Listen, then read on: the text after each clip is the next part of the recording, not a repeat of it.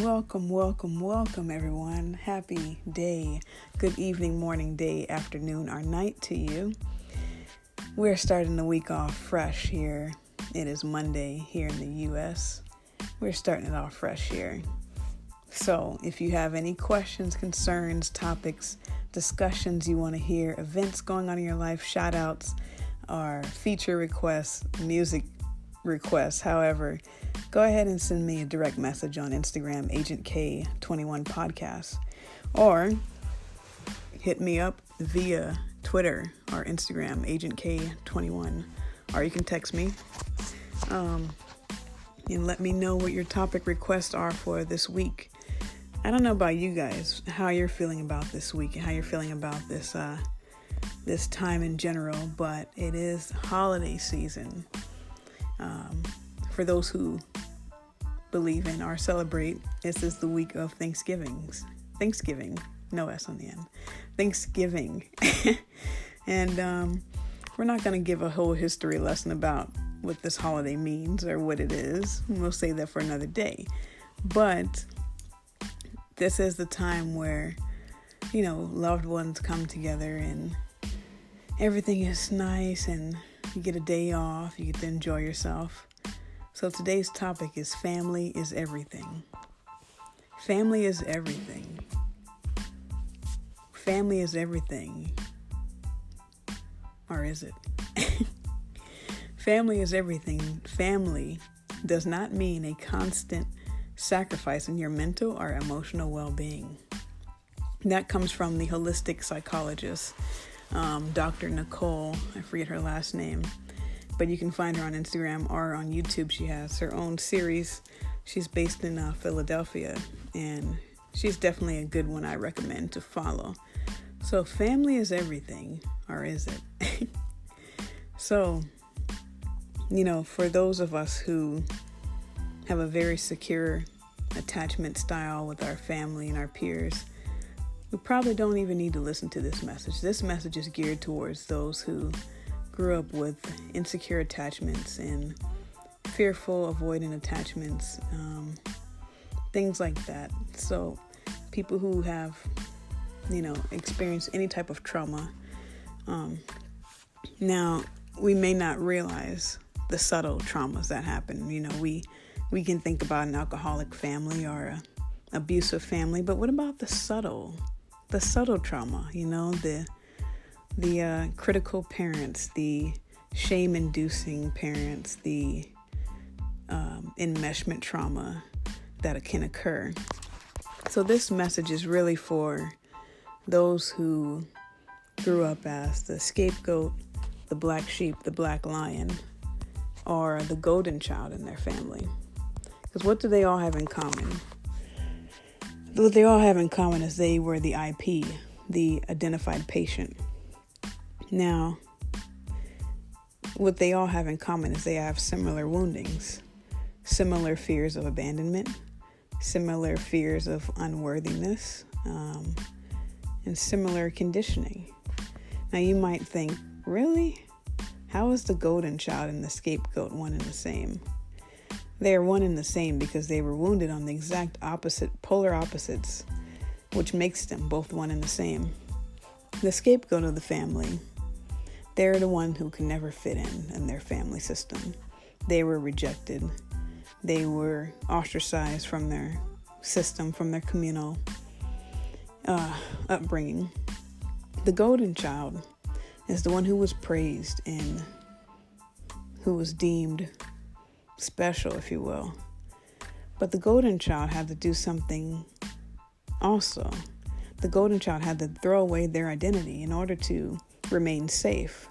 So both are survival mechanisms that we've adopted from childhood.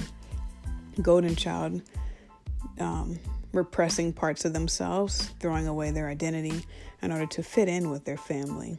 The scapegoat, or the black sheep, or the black lion, could not reject themselves.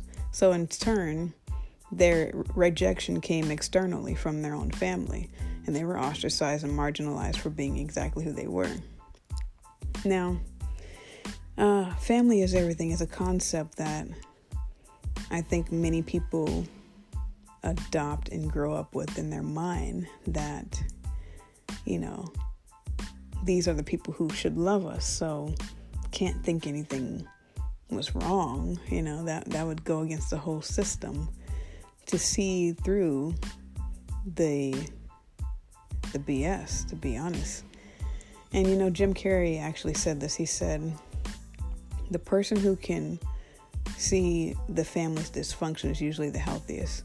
I don't remember, quote me what he said, but he definitely said something related to that, to the fact that the one who can see the BS is usually the healthiest, but they're usually the one that the family takes to therapy, and says, can you fix our child? Because something's wrong with them. They have ADHD, or they are just causing such disruption.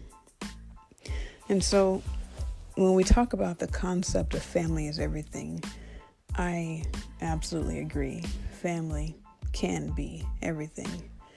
Healthy family that loves you unconditionally, family that is there and supportive and encouraging and overstanding, understanding, and understanding with you.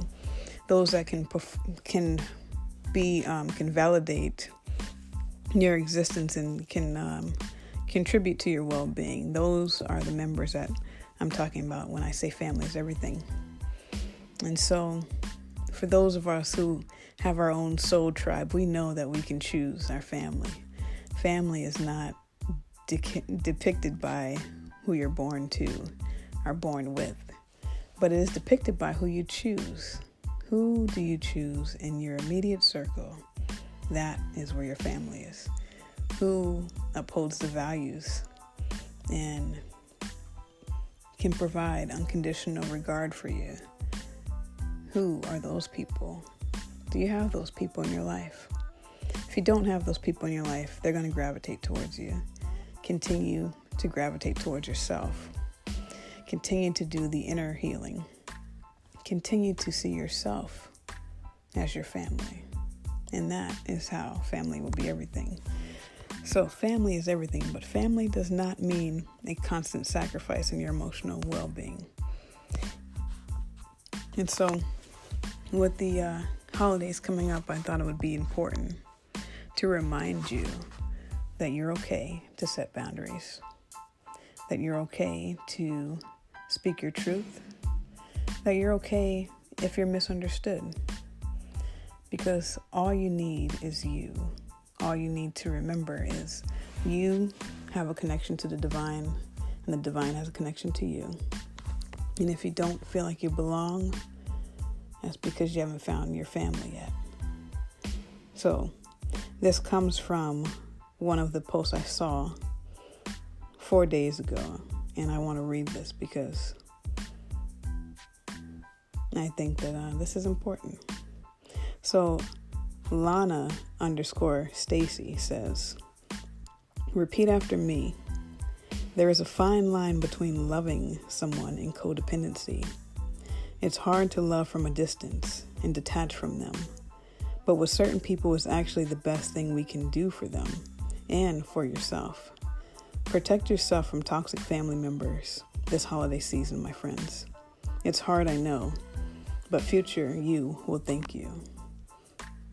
And so, do what you need to do. You are not obligated or bound to anything besides the limitations in our own mind. So, I'm here to tell you that wherever you find yourself, it's all right. No matter who understands it, no matter who gets it, doesn't get it, do you get it? Do you feel clever? Do you feel wise? Are you doing what's upholding you and the rest of the world? Because you know what? We're seeing the divide between the timelines here. We have this programming and conditioning that says,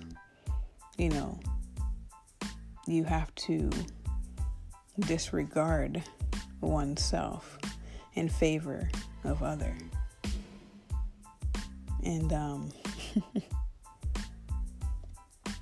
when you hear the whole world get silent, you know that they're listening. You know the world is still turning.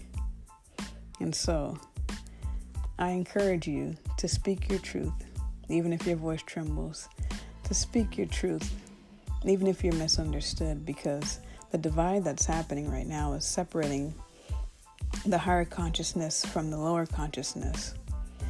And what's happening is as one person heals, you know why families stay dysfunctional is because nobody else wants to heal. If one person heals in the family system, all of the systems have to function as well. And that requires a level of intimacy and a level of depth and vulnerability to look at oneself when you've been blinded by self. Okay, so if you are the identified patient in your family, if you're the outcast, if you're the the one who has been betrayed over and over and over again, let me just say that you're okay to make your decisions. And our society will say, how could you do that? How could you do that to the people who raised you and the people who groomed you and were with you? And what I will say is, how could you not?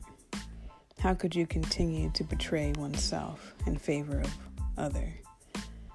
Now, the classic term that's going to be thrown around is, that's selfish. That's going to be the classic term. And take that with a pinch of salt. Take that with a pinch of salt. Now, for those of you listening, I know what you're thinking. Oh man, you must have had it really bad. You must be speaking from such a place of pain. Well, speaking from a place of seeing things from a more objective standpoint will allow you to perceive and allow you to see the split of the timelines that I discuss. Because when one person is sick, it's all well and good. Stay sick. That's what the unconscious message is. Because if one person stays sick in the household, all people have the flu, right? Everyone's got the flu. But if one person gets healthy, what does that mean for the rest in the household? That means the one healthy person is either going to get sick again, being around it, or they're going to become immune to it. So choose your immunity. So the next person says, at BLK Soul Theory says, sometimes you have to break a branch from off of the family tree in order to break a family curse. Be radically you. There is magic in you being the different one. Dash, a note from your inner child. So we spoke a lot about the inner child in Neverland series. So if you haven't seen that, go ahead and check that out. Of course, I got to give a shameless plug for that. What? Of course. Because the inner child work is the family system dynamic. Now, for those who don't know, I do have a master's in counseling, and I do provide counseling. The link is actually in my bio on Agent K21 on Instagram. You can find that link and you can book a session. It is a virtual and in-person session, so no matter where you are in the world, I will meet you and greet you with open arms. And we will discuss some of these dynamics. So if you just need a consultation, a friend, a confidant, that is what I provide. Okay. So this comes from the holistic psychologist. And it says, if we just love them enough, we will be chosen. Now, I find this to be the dynamic that we grow up from childhood. If we just love XY person enough, then we'll receive what we are getting. Instead of realizing, and this also goes back hand in hand with boundaries, of realizing you're a separate entity, they're a separate entity. And when we place expectations on others and demands on others as we would ourselves, we're setting ourselves up for heartbreak, right? Because no one's you. So if you go into the mindset of, well, I feel this way and think this way, so therefore so should they, you're setting yourself up. If you think, well, what if I just do all X, Y, and Z? Then maybe they'll do X, Y, and Z for me. That's a control manipulative tactic. That's another setup. And the more conscious we become of these things, the more aware we become of them, the less we will do them to ourselves and to others. And so we think that if we love hard enough, love long enough, that'll somehow change their behavior, that'll somehow make them more in tune and more perceptive to the ways we want them to behave. But that's not the case. You can't love anyone into existence. You can love people from a genuine place without the expectation of getting change from them, without expecting anything to be different about them, but just from the place of unconditional regard. And so what happens is we get into these transactional love affairs, which is basically conditioned upon our programming. The condition is, I love you if you do this, or I love you because of this, not just simply love, period. And so we're gravitating more to higher frequencies where that is actually becoming the more dominant vibration. Now the divide is happening where people are being triggered because their transactional love is being called out, So as soon as someone does something that you don't approve of, there's your expectation right there. And there's the love that's gone. And so be mindful of that. The second thing that she says here is, if we just betray ourselves enough, we won't be abandoned. These are all signs of a wounded attachment style in childhood. Now, again, as I mentioned, the golden child had to betray themselves in order to receive love. So during the holiday season, you might be tempted to betray yourself. You might be tempted to stay silent. You might be tempted to not bring your partner or your person to the holidays with you because of you think if maybe you just betray yourself just enough, if you don't speak on that, if you don't do this, if you don't do that. And I'm not talking about speaking on things where boundaries are being set of saying, hey, we're not going to talk about this during the holidays. That's a boundary setting. So make sure, especially my empaths, make sure you set healthy boundaries. Set them up because they're going to be tested. They're going to be wiggled around. They're going to be navigated to and from. And so, just know that the ears are up and that the eyes are open. So in this time of the great divide, if you will, it's not really the great divide, but that's what I'm going to call it, because more and more people are waking up. And guess what happens when you wake up next to a sleeping person? You're going to disturb their slumber. And so keep waking up, though. Everyone keep shining your light brightly. Keep shining that light. Because, it's like putting a flashlight in someone's face whose eyes were closed. It's going to sting a little bit, but it'll be all right. And so we abandon ourselves in order to feel like we won't be abandoned if we abandon ourselves, which is, counterintuitive, but it's almost like a dysfunctional way of saying, well, if I betray myself first, then you can't betray me then. If I abandon myself first, then it's like I beat you to the punch, And so make sure you're choosing you, whatever that looks like for you, choosing yourself, taking care of yourself, eating healthy, getting sleep at night. Okay, there's nothing you can worry about into existence. There's nothing you can have your fears or insecurities run into existence. Whatever is. And so it's a great time to embrace serenity. It's a great time to embrace acceptance, and more importantly, to embrace yourself, flaws and all. And so in this time of healing and integration, it's important to remember that A, you can't change anybody. B, accept yourself. And C, boundaries. All right. Now, because we don't know what boundaries are, most of us don't know what good or healthy boundaries are. We didn't see what boundaries were. And for those who don't know what boundaries are, will continue to violate other people's boundaries. They have no reference point for them.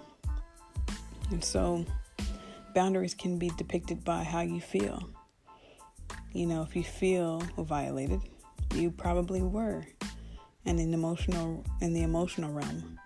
If you feel anxious, you're probably picking up on something maybe not so great for you. If you feel, depressed, heavy, any of those things, it's showing you something. And how you want to interact with those boundaries is completely up to you. But it is, your feelings are your gauge. Your feelings are your compass. It's always telling you something. So for me, whenever I feel anxious, I take it as a not yet. I take it as a, okay, noted. I'm feeling something that is not yet ready to be realized. Anytime I feel heavy, I say, okay, I'm feeling the weight of this situation. I'm feeling, whether it be depression or just low vibration, low energy. And I think, okay. And so I kind of lost my thought there, but one thing to be mindful of is our perceptions during this holiday season.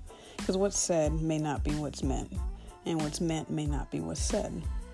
So clear communication is going to be very helpful. Clear communication, clear boundaries, getting a clear picture of what works for you and what does not work for you is also going to be very clear and very helpful during this holiday season. And realizing that it's okay to go against the grain, everyone is swimming downstream, but your vibe is upstream. Now, you don't have to neglect yourself. You can just embrace that. And so I've let this recording go on for a while now, and I think that we all have a good home meal that we can have to chew on for the holidays. Family is everything. And so go find them. And for those of you who are celebrating the holidays, I wish you well, and I wish you the best holiday season yet. So take care of yourself, take care of others, and embrace the moment. Until next time.